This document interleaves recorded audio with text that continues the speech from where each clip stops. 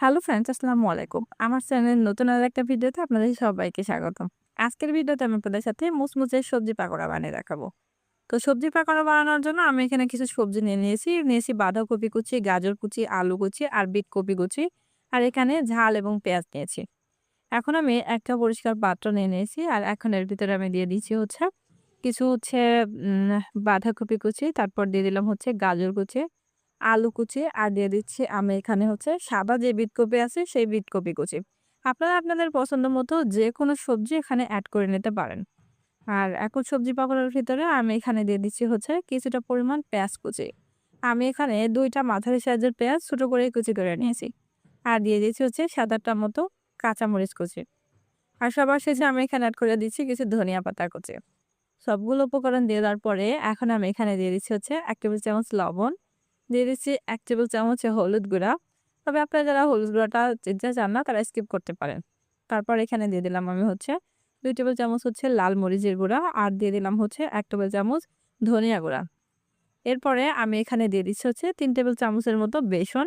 আর বেসনের সাথে আমি এখানে এড করে দিচ্ছি ২ টেবিল চামচের মতো ময়দা। আপনারা এখানে চাইলে শুধুমাত্র বেসন দিয়েও এটা বানিয়ে নিতে পারেন।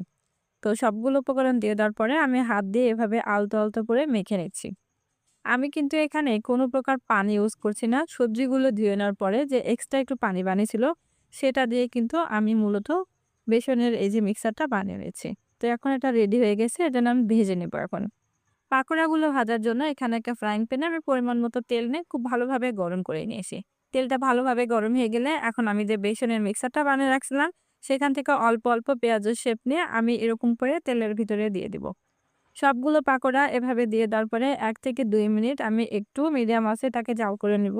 তারপর যখন এরকম এক সাইড হয়ে আসবে তখন আমি কাঁটা চামচের সাহায্যে এটাকে উল্টিয়ে দিব। পাকোড়াগুলো কিন্তু একদম লো মিডিয়াম আঁচে ভাজতে হবে। হাইতে ভাজলে কিন্তু উপর থেকে গোল্ডেন ব্রাউন কালার হয়ে আসবে কিন্তু ভিতর থেকে কাঁচা থেকে যাবে। তো দেখুন আমি পাকোড়াগুলো উল্টিয়ে পাল্টে এভাবে গোল্ডেন ব্রাউন করে মুচমুচে করে ভেজে নিয়েছি। এখন একটা ছাঁকনির সাহায্যে আমি তেল ঝরিয়ে পাকোড়াগুলোকে এভাবে উঠিয়ে নেব। ঠিক একইভাবে এখন আমি বাকি যে আমার বেসনের মিক্সারটা ছিল, সেটা আমি এখন এরকম করে উল্টিয়ে পাল্টে আবারও ভালোভাবে ভেজে নিব। তো দেখুন খুব সহজেই কিন্তু তৈরি হয়ে গেল মিক্স সবজি পাকোড়া।